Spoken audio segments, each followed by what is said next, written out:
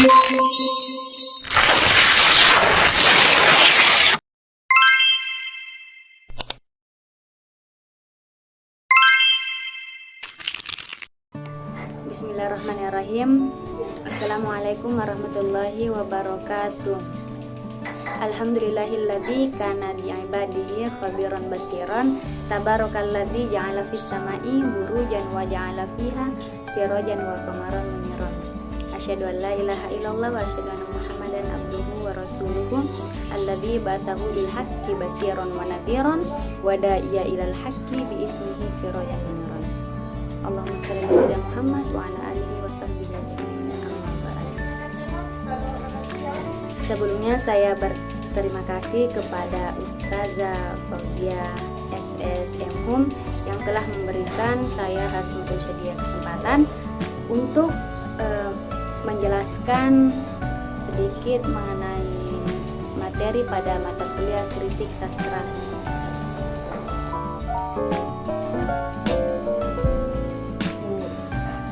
Jadi sebagai pengantar kita harus mengetahui terlebih dahulu apa itu definisi dari an-naqdul adab atau kritik sastra, dan bagaimana kritik sastra itu di masa jahiliyah, dan bagaimana pula kritik sastra di masa Islam, serta metode apa saja yang digunakan oleh kritikus dalam mengkritik suatu karya. Jadi yang pertama itu adalah an-naqdul adab. Jadi yang pertama itu an-naqd atau kritik. Jadi an-naqd atau kritik ini berkaitan dengan naqadtud darahim wa antaqadtuha idza akhrajta minha zaifa. Jadi saya menaqad dirham. Nah, kata an-naqd di sini berkaitan dengan dirham. Di dalam mu'jam, kalau kita memisahkan mata uang yang asli dengan yang palsu, nah itu namanya an-naqd. Kata an-naqd ini dikaitkan dengan dirham, yang mana bisa diambil benang merahnya. Artinya, jika kita memisahkan yang baik dengan yang buruk, yang original dengan yang KW. Kemudian selanjutnya yaitu al-adab atau sastra. Di dalam sastra terbagi menjadi dua, yaitu an-nathru dengan asy-syi'ru. Untuk an-nathru atau prosa yang merupakan perkataan atau kalam, balik, jamil, tapi tidak mempunyai wazan atau kafianya. Seperti contoh produknya yaitu khutbah, risalah, surat, wasiah, masal, dan riwayat. Setelah an-nathar yaitu asy-syi'ru atau syair, yang dimana syair atau syair ini adalah perkataan yang balik, yang jamil, ataupun ungkapan, ucapan terdapat kata sastra yang tinggi. Tetapi perkataan yang bagus, kita harus ingat bahwa perkataan yang bagus itu adalah perkataan yang mempunyai wazan atau timbangan seperti ABAB di akhirnya dan kafiyah. Jadi naqdu syair itu adalah izharu jaibihi min dadihi wa tabayanu qimatihi asyirihi, di mana artinya adalah memunculkan mana yang bagus dari sesuatu, dari karya sastra yang kurang baik. Jadi produk sastra itu ada yang baik ataupun kurang baik. Jadi tugas para kritikus itu membedakan atau memunculkan yang mana asli dan mana yang palsu. Jadi kesimpulan untuk an-naqdul adab ini yaitu ilmu yabhatu fi tabi'atihi wa khusus isiha wa kibatiha faniyah, yang dimana ilmu ini adalah ilmu yang membahas tentang kondisi produk sastra atau kekhususan suatu sastra. Nah, setelah kita mengetahui definisi dari kritik sastra atau an-naqdul adabi, selanjutnya kita akan membahas bagaimana kritik sastra itu di masa jahiliyah.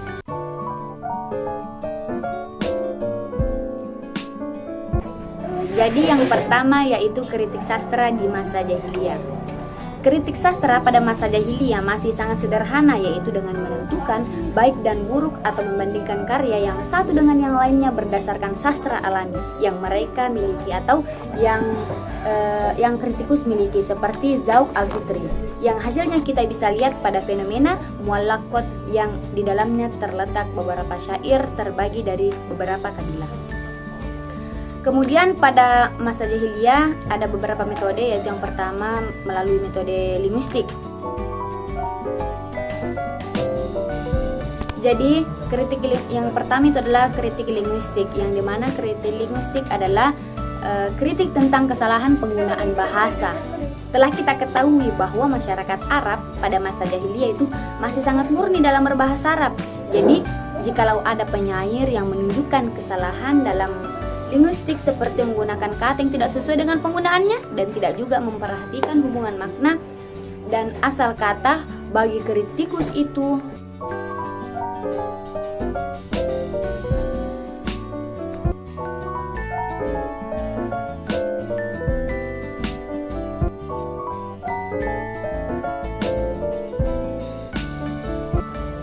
pada masa jahiliyah hal tersebut akan dikomentari. Sebagai contoh, kisah yang diriwayatkan oleh Abu Ubaidah bahwa Musayyab ibnu Alas itu pernah melantunkan syairnya di majelis Qais ibnu Salabah. Jadi saya akan sedikit membacakan langsung pada bait mana Musayyab terjadi kesalahan. Bana ja'alaihi sayramihi mukaddam. Jadi Musayyab dalam syairnya ini memiliki kata sayraihi untuk mendeskripsikan unta. Mendengar hal itu, Tarfa mengkritik penggunaan kata tersebut, dikarenakan penggunaan kata tersebut semestinya untuk menunjukkan bagian tanda pada unta betina. Menurut Tarfa, seharusnya Musayyab menggunakan al-jamal untuk mendeskripsikan unta, dan itu lebih sesuai dan cocok dengan bahasa mereka.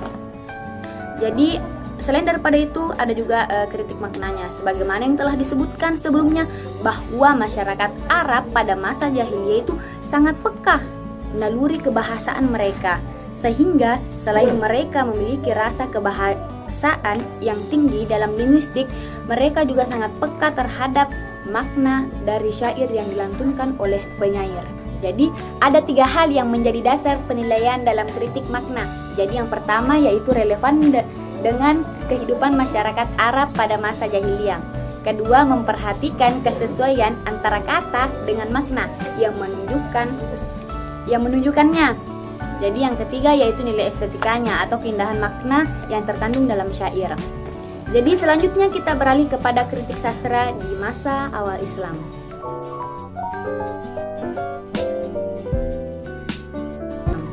Jadi pada masa permulaan awal Islam bisa dikatakan bagus tidaknya sastra itu dilihat dari kefokusan tentang syairnya. Artinya kita bergantung kepada substansi atau isi yang terkandung dalam syair tersebut. Nah, jika syair tersebut berlafazkan keislaman, maka syair tersebut akan dianggap bagus. Karena apa? Karena hal ini karena pada masa itu adanya Nabi Muhammad SAW. Pada saat itu Nabi Muhammad SAW diutus oleh Allah Subhanahu wa Ta'ala dengan untuk mengajarkan akhlak yang baik. Selain itu, syair Arab mempunyai pengaruh besar dalam membentuk pemikiran masyarakat. Ketika syair itu mengatakan A, maka begitu pula pemikiran masyarakat akan menjadi A dan sebaliknya.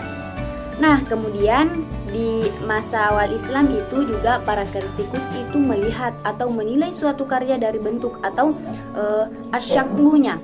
Yang pertama yaitu sastra dilihat harus alami atau tidak berlebihan atau tidak dipaksakan maknanya. Jadi kritik dengan melihat dari bentukannya syair apakah ia merupakan yang top atau takalluf. Ini mulai lahir sejak Nabi Muhammad SAW. Mengapa bisa? Karena hal ini dipengaruhi oleh perkembangan ilmu, pengetahuan, dan kebudayaan. Saat itu dengan adanya Al-Quran dan hadis. Begitu juga dengan hadis itu melarang untuk takalluf atau berlebihan.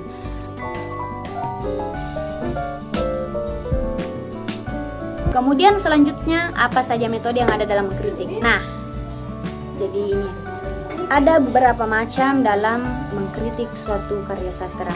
Yang pertama yaitu kritik sastra linguistik tadi sebelumnya sudah dijelaskan sedikit tentang metode ini.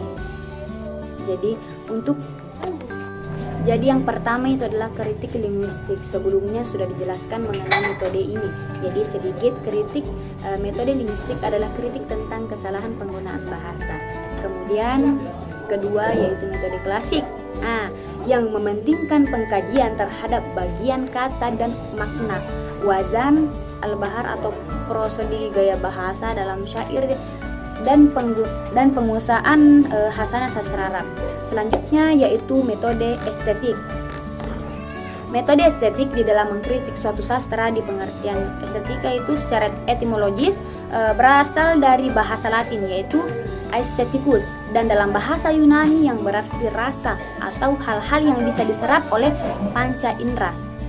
Teori estetika itu secara garis besar dibagi menjadi 3, yaitu yang pertama teori estetika formil. Teori estetika formil ini banyak berhubungan dengan seni-seni klasik dan pemikiran-pemikiran klasik. Kemudian selanjutnya teori estetika ini juga mengungkapkan bahwa keindahan pada luar bangunan berhubungan dengan persoalan bentuk dan warna. Kemudian yang kedua yaitu teori estetika ekspresionis yang mengungkapkan bahwa keindahan tidak selalu terjemah dari sebuah bentuk, namun juga berasal dari maksud dan tujuan dari ekspresi objek tersebut. Kemudian yang ketiga yaitu teori estetika psikologis. Dalam hal ini dia terbagi lagi menjadi 3, yaitu yang pertama keindahan dalam arsitektur, kemudian bentuk irama yang mudah dan sederhana, kemudian keindahan adalah bentuk akibat dari emosi yang hanya bisa ditunjukkan dengan prosedur psikoanalitik. Kemudian keindahan adalah bentuk akibat dari rasa kepuasan atau penghemat atau penikmat terhadap objek karya itu sendiri. Jadi selanjutnya yaitu metode psikologis, yang dimana metode ini lebih menekankan pada segi-segi psikologis yang terdapat dalam suatu karya yang tersembunyi dari sastrawan. Dalam menjelaskan karya sastranya, jadi di sini seorang sastrawan ingin menyampaikan tujuan dari sastra yang dibuatnya. Jadi dengan metode psikoanalisis ini kita bisa mengetahui pesan apa sih, pesan yang tersembunyi apa yang telah diberikan oleh penyair, yang disampaikan oleh penyair, sehingga seorang kritikus itu bisa mengetahui pesan tersembunyi yang terdapat dalam sastra tersebut. Nah, yang jadi pertanyaan, bagaimana cara kita dalam menggunakan metode psikoanalisis?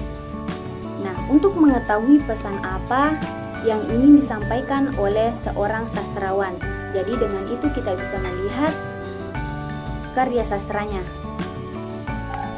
Seperti semisalnya dalam suatu karya itu beliau mampu menyajikan simbol kepercayaan, wawasan budaya, tradisi, dan lain-lainnya. Selain daripada itu, kita juga dapat melihat apakah ada kekalutan atau kekacauan batin manusia yang telah digambarkan oleh sastrawan tersebut. Selain daripada itu, terkadang ada juga sastrawan yang menggambarkan atau menciptakan suatu karya yang memiliki kebebasan atau keistimewaan. Semisalnya dia mengkonkretkan gejolak batinnya yang ada di dalam dirinya, sehingga apa yang dirasakan seorang sastrawan ini, dia itu meluangkan segalanya ke dalam sastra yang dibuatnya. Kemudian untuk teori aliran sastra itu ada beberapa aliran. Jadi aliran yang pertama atau ini adalah aliran keras klasik atau mazhab qadim atau madrasah klasikiyah yang mengagungkan dan mempertahankan konsepnya. Al-Farasdak, Mutanabbiyah, Al-Mari, Basya, Al-Burdi, Abu Nawas, Abu Tamam, dan para penyair lainnya. Nah, aliran kedua yaitu aliran romantisme atau madrasah romantikiyah yang mengedepankan emosi atau perasaan dalam ekspresi sastranya. Nah, tujuan dari aliran ini adalah menyentuh perasaan para pembaca sehingga memunculkan gejolak dan konflik dalam jiwanya. Nah, adapun ciri khasnya aliran ini adalah dengan menonjolkan keindahan alam yang natural dan kesedihan yang menguras emosi dan sentimen pembaca aliran ini terkenal dengan sebutan aliran sentimental karena mengedepankan rasa dan jiwa daripada rasio. Jadi di antara tokoh yang ada di aliran romantisme ini adalah Umar bin Abi Rabi'ah, Jamil, Khalil Mutran, Abdurrahman Syukri, Abu Syadzi Al-Mazini, Lia Abu Mazi, dan Ibrahim Najib. Kemudian yang ketiga yaitu aliran realisme atau madrasah wakiyah yang berusaha melukiskan suatu objek seperti apa adanya, realistis, tanpa mendramatis dan memoles peristiwa. Para sastrawan yang menempuh aliran ini atau yang memakai aliran ini, dia menjadikan kondisi masyarakat sebagai sumber dan pijakan karyanya dengan teliti dan melebih-lebihkan. Adapun sastra Arab yang termasuk dalam kategori ini atau tokoh-tokohnya ya yang ada di aliran ini yaitu Yusuf Sibai, Taufik Hakim, Mahmud Timur Hussein, dan Najib Mahfuz yang memotret kehidupan masyarakat Mesir pada novel-novelnya. Adapun aliran yang keempat yaitu simbolisme atau filosofis atau madrasah Al-Ramziyah yang menggunakan simbol-simbol sebagai pijakan dalam karya sastranya. Jadi kecenderungan aliran ini adalah penggunaan bahasa yang ambigu atau multitafsir dan sulit dipahami tanpa pembaca yang mendalam dan berulang-ulang. Nah, untuk aliran ini sastrawan biasanya menggunakan atau memakai benda dan bintang sebagai tokoh-tokohnya. Jadi untuk nama penggunaan tokohnya dia itu mengganti. Kemudian dalam kesusastraan Arab, para sastrawan yang mengikuti aliran ini kebanyakan para penyair sufi, misalnya Ibnu Arabi, Umar Khayyam Ibnu Farid, Fariduddin Al-Attar. Yang terakhir adalah aliran bernasiyah. Aliran ini adalah aliran karya sastra yang sangat mementingkan bentuk dan struktur sastra. Aliran ini memedulikan aspek moral, sosial, dan agama. Dalam sastra Arab, aliran ini mementingkan kaidah wazan kafiyah atau ilmu arud dan gaya bahasa yang indah. Nah, dalam kesusastraan Arab, Abu Nawas merupakan tokoh yang merupakan di dalam aliran ini. Jadi Abu Nawas adalah tokohnya. Jadi dia menganut kebebasan dalam menuangkan rasa yang menurutnya indah tanpa menghiraukan aspek moral dan etika kemasyarakatan. Jadi dia tidak mementingkan tentang akhlakulnya dan tidak mementingkan etikanya. Kemudian selanjutnya yaitu metode strukturalisme. Dalam bahasa Inggris dari Latin struktur dengan arti membangun. Struktural berarti bentuk bangunan. Jadi objek penelitian aliran strukturalis berupa struktur dengan mekanisme antar hubungannya, yaitu antar hubungan unsur dengan unsur yang lainnya dan unsur dengan totalitasnya. Nah, perlu kita ketahui bahwa cara kita dalam mengkritik suatu karya sastra seperti semisal novel dengan menggunakan pendekatan struktural. Nah, jadi kalau kita mau pakai ini metode, kita harus mengetahui yang pertama itu kita harus menganalisis novel yang akan kita teliti. Kemudian kita harus melihat unsur intrinsik yang terdapat di dalam novel tersebut. Nah, seperti semisalnya apa tema dari novel itu, siapa tokoh-tokohnya, bagaimana perwatakannya, kemudian latarnya dari sudut pandangnya bagaimana, apakah alurnya dia menggunakan seperti alurnya, kita tidak seperti alurnya, apakah dia menggunakan alur maju atau alur mundur atau juga alur campuran. Dan dilanjutkan dengan unsur ekstrinsiknya, yang dimana unsur ekstrinsik ini antara lain yaitu seperti nilai agama dan nilai kebudayaannya. Kemudian setelah itu kita masuk kepada metode semiotik, yang dimana metode semiotik ini merupakan kajian keilmuan yang mempelajari tanda-tanda yang ada pada sebuah karya sastra.